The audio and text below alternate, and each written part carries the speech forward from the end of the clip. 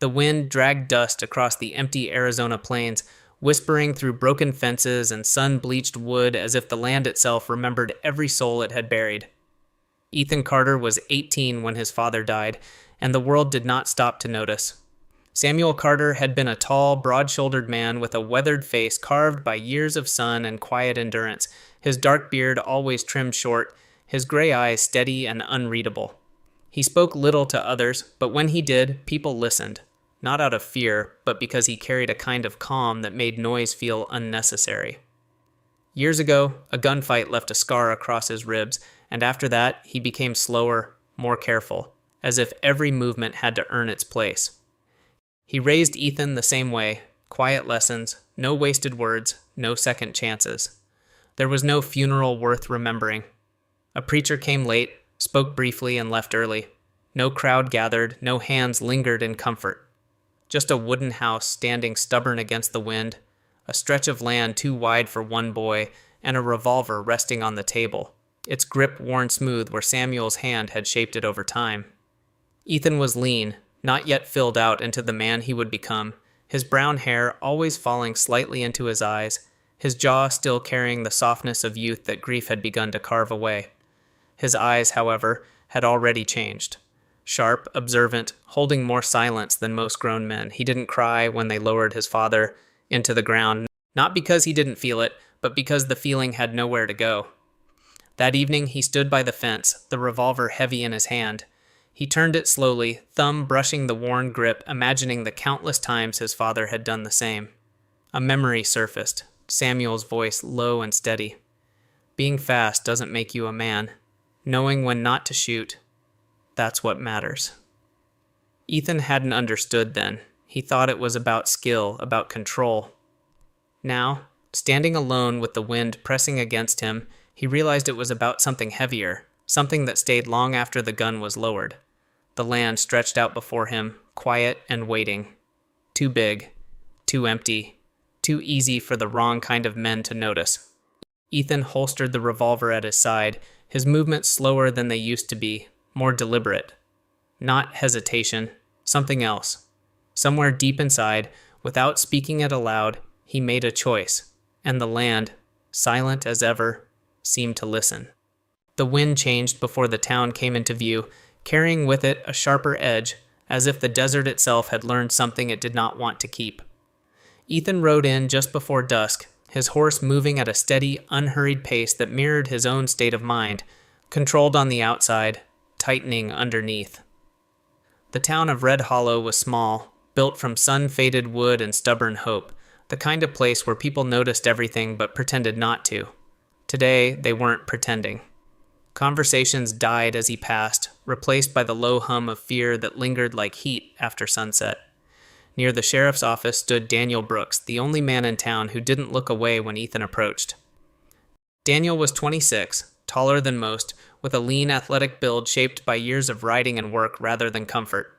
His sandy blonde hair was always slightly unkempt, like he never quite had time to fix it, and a thin scar cut across his chin, a souvenir from a bar fight he never talked about.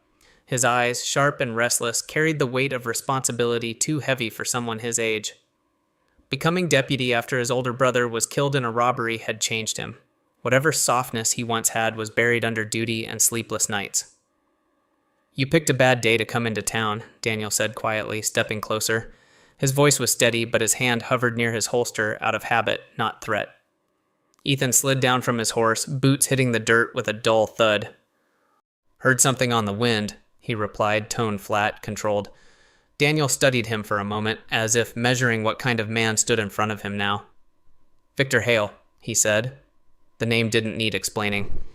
"Him and his crew hit the bank this morning, left one man dead, two more bleeding in the street. Sheriff barely made it." Inside the office, through the open door, Ethan caught a glimpse of Sheriff Collins, a heavy-set man in his 50s with thinning gray hair and a mustache gone uneven with age, lying unconscious on a cot, his chest rising shallowly. Collins had once been known as a fair man, slow to anger, slower to draw, but years of dealing with men like Hale had worn him down into something quieter, more cautious. "They're heading south," Daniel continued. "That puts them closer to your land than anyone else's." Ethan didn't react right away. He reached up, adjusting the brim of his hat, eyes drifting toward the horizon where the last light bled into the desert. How many? 6, maybe 7, Daniel said.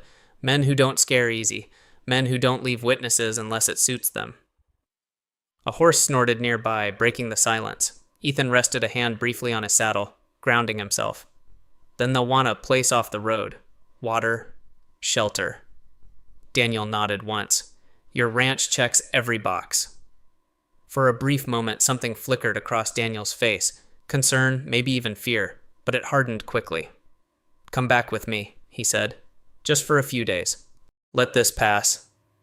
Ethan looked at him then, really looked, seeing the man Daniel had become. Tired, responsible, afraid of losing another person he couldn't save. If I leave, Ethan said slowly, they take it, and if they take it once, they come back whenever they want. That land's not worth your life, Daniel shot back, sharper than he intended. Ethan's jaw tightened slightly. It was worth my father's. That ended the argument. Daniel exhaled, running a hand through his hair, frustration slipping through the cracks. Then at least be ready, he muttered, because hail doesn't knock. Ethan turned, pulling himself back into the saddle in one smooth motion. The leather creaked softly beneath him. Neither do I, he said. As he rode out of town, the weight followed him. Not fear, not yet, but something heavier. The kind that settled in the chest and refused to move. Behind him, Daniel watched until the dust swallowed Ethan completely, his hand finally dropping away from his holster. Ahead, the desert stretched wide and empty, and somewhere beyond it, something was already coming. The night did not fall gently. It dropped like a curtain, heavy and final, swallowing the last light just as the first hoofbeats reached the edge of Ethan's land. They didn't ride in shouting. That was the first thing Ethan noticed. Men who knew what they were doing didn't waste noise. They spread out instead, shadows separating into shapes surrounding the ranch before he could even finish setting the last barricade. 6 of them, maybe more. Too many angles. Too fast. Ethan's hand rested on the revolver at his side, his breathing steady despite the tightening in his chest. His father had always said fear wasn't the enemy. Panic was. Fear kept you alive. Panic buried you. The first shot came from the dark. A sharp crack split the air, followed by another, then 2 more in quick succession. Wood splintered beside him as a bullet tore through the porch post. Ethan moved instinctively, dropping low, drawing his revolver in one smooth motion, the metal cold and familiar against his palm. He fired once. Not fast, never fast. One of the riders jerked sideways in the saddle, a grunt swallowed by the night. Then it happened. A second shot rang out, closer this time. Ethan felt it before he understood it, a violent impact tearing through his right shoulder, spinning him half a step back. The world narrowed into a flash of white pain. His fingers tightened reflexively around the grip, knuckles whitening as blood began to soak through his shirt, warm and immediate. For a brief second, his vision blurred. Then he forced it back. Stay on your feet, he muttered under his breath, though he wasn't sure if he was repeating his father's words or inventing his own. The attackers pressed in, emboldened by the hit. One of them broke from the group, riding closer, reckless with confidence. That was the mistake. Ethan steadied his arm despite the tremor, exhaled slowly, and fired. The man dropped. No wasted motion, no second guess. But there were still too many. Gunfire echoed from every direction now, turning the quiet ranch into chaos. A lantern shattered near the barn, sending flickers of orange light across the ground. Horses screamed in panic, the smell of gunpowder mixed with dust and blood. Ethan moved backward step by step, retreating toward the side of the house, forcing them into a narrower line of approach. His shoulder burned with every movement, each pulse of pain threatening to break his focus. He didn't let it. Pain meant he was still standing, and standing meant the fight wasn't over. From the left, a figure stumbled forward, closer than the others, slower, uncertain. A boy, no older than 19. Ryan Cole. He was thin, almost underfed, with pale skin that hadn't yet learned the color of the desert, and dark hair that fell messily over wide, frightened eyes. His hands shook as he raised his gun, not from cold, but from the kind of fear that comes too late, after the decision has already been made. Do it, Ryan muttered.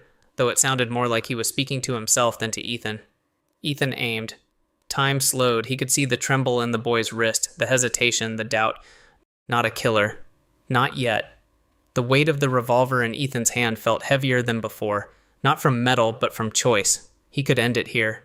One shot, simple, clean. Instead, Ethan lowered the barrel slightly, just enough. "Run," he said.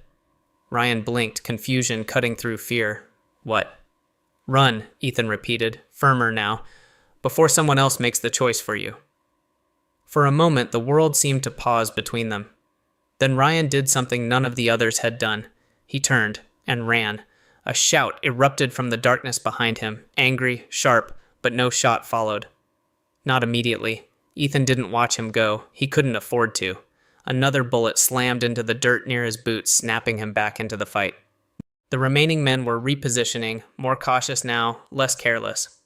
They had seen enough to understand this wasn't going to be easy. Ethan leaned briefly against the wall, breath tight, vision narrowing again as blood continued to drip from his arm. He pressed his shoulder hard against the wood, forcing the bleeding to slow, jaw clenched against the pain. Too many, too exposed. And the night was far from over. Somewhere out there, beyond the shifting shadows, the man leading them was still watching.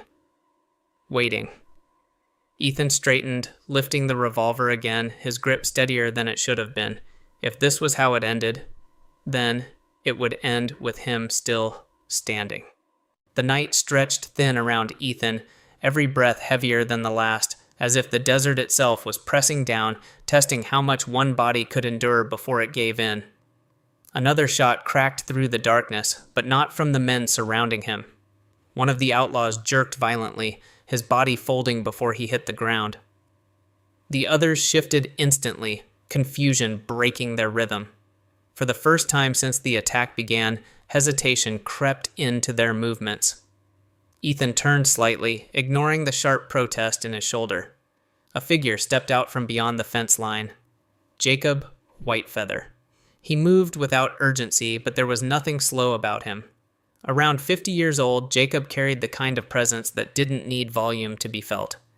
His frame was lean but hardened, shaped by years of survival rather than comfort.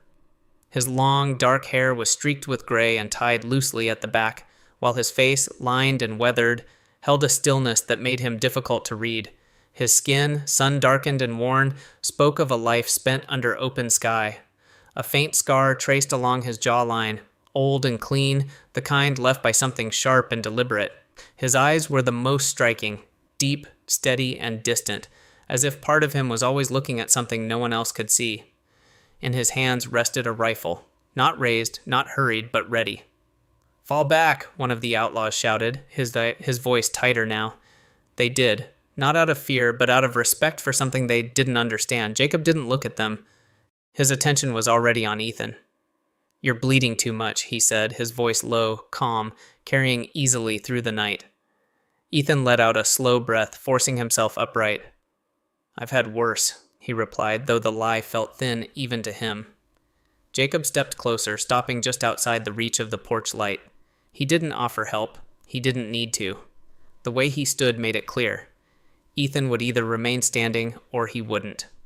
There was no middle ground. Silence settled briefly between them, broken only by the shifting of horses and distant wind. Then Jacob spoke again. "You're not his son." The words landed harder than the bullet had. Ethan didn't answer right away. His grip tightened around the revolver, not in defense, but as if it were the only solid thing left in his world. "You don't know what you're talking about," he said, quieter now. Jacob's expression didn't change. "I was there," he replied. The desert seemed to still. "A long time ago," Jacob continued, his voice steady, stripped of anything unnecessary, "there was a raid. Soldiers. They called it clearing land. It wasn't." His gaze drifted past Ethan, as if the memory stood somewhere behind him. There were families, women, children, people who never held a weapon in their lives. Ethan's chest tightened. "I arrived after," Jacob said. "Too late to stop it, just in time to see what was left." He looked back at Ethan now. "And you?" Ethan's breath caught, shallow, uneven. "You were in your mother's arms," Jacob said. She was already gone, but she covered you, protected you with her body. A pause. Samuel found you before I did. The world shifted, not violently, but enough. He could have left you, Jacob went on. Would have been easier, safer. No one would have blamed him. His eyes hardened slightly, but he didn't. He chose you. Ethan felt something inside him fracture. Not break, not completely, but crack wide enough to let something else in, something unfamiliar, something heavier than grief. And this land? Ethan asked, voice rough. Jacob glanced toward the open stretch beyond the house. Not yours, he said. Not his. Not anyone's to own. He took a slow step, boots pressing into the dust. It's a burial ground. The word hung in the air. Ethan looked down as if he might somehow see through the earth beneath his feet. All those years, all that silence, not empty, never empty. Your people are buried here, Jacob said. Generations of them. That's why your father stayed. Not for the land, for what was under it. A distant movement pulled their attention. The outlaws hadn't left. They had only moved back, waiting, watching. Ethan lifted his head, the pain in his shoulder still there, but no longer the center of everything. His hand steadied around the revolver. For the first time that night, the fight felt different, not smaller, clearer. He wasn't standing on land. He was standing on memory, on bones, on something that could not run. Jacob's voice came once more, quieter now. You don't get to choose where you come from, he said. Only what you do once you know. Ethan didn't respond. He didn't need to. He adjusted his stance slightly, ignoring the blood soaking into his sleeve, and raised the revolver again, not toward the past, not toward the man beside him, but toward the men still out there in the dark, and this time he understood exactly what he was protecting. The night settled into a strange stillness, as if the desert itself had drawn a breath and refused to let it go. The gunfire faded, not because the fight was over, but because it had narrowed. What remained was no longer chaos. It was something more deliberate, more personal. The outlaws had pulled back just enough to leave space in the center of the yard, a quiet circle carved out of dust and tension. And in that space stood Victor Hale. He stepped forward slowly, boots pressing into the earth with quiet confidence. Victor was a man in his early 40s, tall and lean, with a frame that looked almost too light until he moved. Then it became clear every motion was controlled, efficient, practiced. His face was sharp, defined by high cheekbones and a narrow jaw, with a short, dark beard trimmed close to the skin. A thin scar ran from the corner of his right eye down toward his cheek, twisting slightly when he spoke, giving his half-smile a permanent edge of cruelty. His eyes were pale, almost colorless in the moonlight, and they carried something colder than anger, certainty.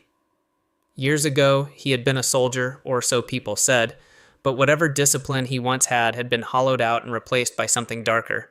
He didn't kill for survival anymore. He killed because it was the only language he trusted.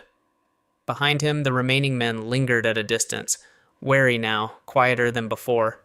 Even they seemed to understand this part no longer belonged to them. Victor's gaze fixed on Ethan. So, he said, voice calm, almost conversational, the boys still standing. Ethan didn't answer. His shoulder throbbed with every heartbeat, each pulse a reminder of how close he was to the edge. Blood had dried stiff against his sleeve, but the pain hadn't dulled. It had settled in, deep and constant. His revolver felt heavier now, not because of its weight, but because of what it demanded. Jacob remained a few steps behind him, silent, watchful, not intervening. This was not his moment. Victor tilted his head slightly. You've got your father's aim, he continued. I saw it clean, controlled. A faint smile touched his lips. Shame you didn't get his instincts. Ethan's fingers tightened around the grip. You don't know anything about him. Victor chuckled softly, the sound empty. I know enough. Men like him, they hesitate. They dress it up as morality, call it restraint. His eyes sharpened. But out here, hesitation gets you buried. The wind shifted, carrying dust between them. Victor's hand hovered near his holster, relaxed but ready. So, let's find out what you are. He said, Go on, draw. Ethan raised the revolver, His arm trembled, not from fear, but from the strain of holding steady through pain. His shoulder screamed with every inch he lifted it, but he locked it in place, forcing the motion to stop where it needed to. His breathing slowed. In, out. The world narrowed again, but this time not into pain, into focus. Victor watched him closely, something like anticipation flickering in his pale eyes. "That's it," he murmured. "Now finish it." Ethan saw everything, the slight shift in Victor's stance, the angle of his wrist, the timing he was waiting for, and beneath all of it, the expectation that Ethan would choose the same path, a killer recognizing what he believed was another killer. Ethan's finger rested on the trigger. For a moment, the weight of every choice pressed down on him, his father's voice, Jacob's words, the memory of Ryan running into the dark. Then he decided. The shot broke the silence. Victor's hand moved, but not fast enough. The bullet struck the revolver just as it cleared the holster. Metal rang sharply, the weapon spinning out of his grasp and landing hard in the dust several feet away. Victor froze, not from fear, from surprise. His empty hand remained suspended in the air for a fraction too long before slowly lowering. The yard held its breath. Then Victor laughed, low at first, then sharper, more jagged. "You had it," he said, shaking his head slightly. "Perfect shot. Could have ended it." Ethan didn't lower his gun. "I know." Victor's eyes narrowed, studying him now with something new, something closer to understanding than contempt. "Then why didn't you?" Ethan's voice came steady, quieter than the wind. "Because I'm not you." The words didn't carry force. They didn't need to. Victor looked at him for a long moment, the smile fading from his face. Whatever he saw there, it wasn't weakness. Not anymore. "Yeah," he said finally, almost to himself. "You're not." He glanced toward his fallen gun, then back at Ethan. For the first time, the certainty in his expression cracked. Not shattered, but enough to let something else through. Not defeat. Recognition. Victor took a slow step back, then another. "This isn't over," he said, though the words lacked the weight they once carried. Ethan didn't respond. He didn't need to. Victor turned, walking back into the darkness where his men waited. This time they followed him without a word. No final shot, no last stand, just distance growing between them. The night began to breathe again. Ethan lowered the revolver slowly, the tension draining from his arm as the pain rushed back in full force. His legs threatened to give, but he held himself upright. Behind him, Jacob stepped forward, saying nothing. There was nothing left to say. Ethan stood there, alone in the quiet that followed violence, the weight of what could have been settling around him. He had won, not by ending a life, but by choosing not to. In the quiet after everything has passed, stories like this don't ask us to choose sides. They ask us to look inward. Ethan stood in a moment where anger, pain, and loss could have easily turned him into something harder, colder, something the world might even understand. But instead, he chose restraint. Not because it was easy, but because it was harder. And maybe that's something we all recognize in our own smaller, quieter ways. Not all of us face gunfire in the dark, but we do face moments where we're hurt, misunderstood, or pushed to react. Moments where we can choose to strike back or step back. To hold on to who we are, even when it costs us something. There's no perfect answer. No clean line between right and wrong, just choices, and the kind of person we become because of them. If this story stayed with you, even just a little, feel free to share your thoughts below. What would you have done in Ethan's place? Your perspective might help someone else more than you realize. And if you enjoy stories like this, about resilience, quiet strength, and the unseen battles we all carry, consider subscribing to the channel so you don't miss the next one. Wherever you are, whatever you're facing, may God watch over you, guide your steps, and bring peace to your heart.